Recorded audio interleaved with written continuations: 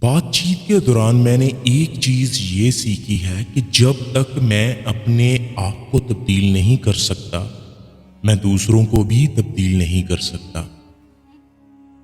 اگر تم اس وقت مسکرا سکتے ہو جب تم پوری طرح ٹوٹ چکے ہو تو یقین جانو دنیا میں تمہیں کوئی نہیں توڑ سکتا۔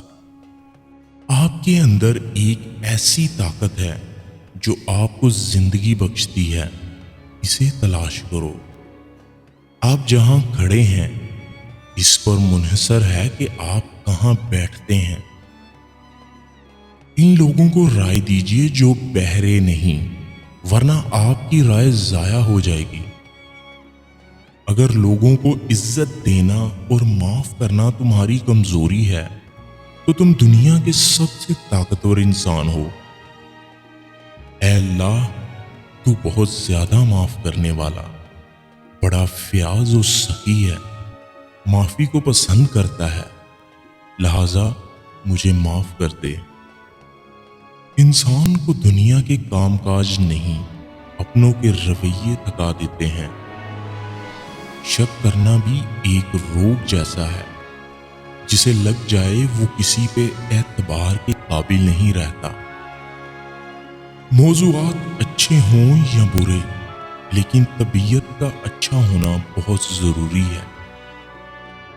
بے خوف ہونے کے لیے با کردار ہونا ضروری ہے۔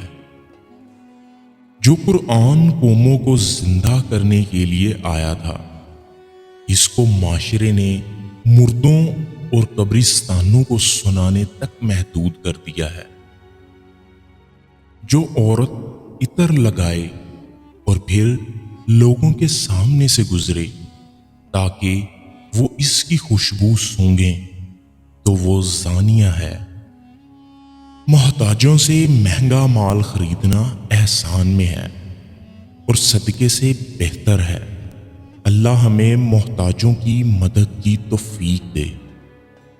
اگر کسی مسلمان نے درخت لگایا جس کا پھل کسی انسان یا جانور نے کھایا تو لگانے والے کے لیے یہ صدقہ ہوگا۔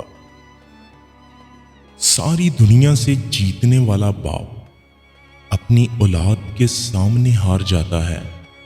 باپ کی قدر کریں۔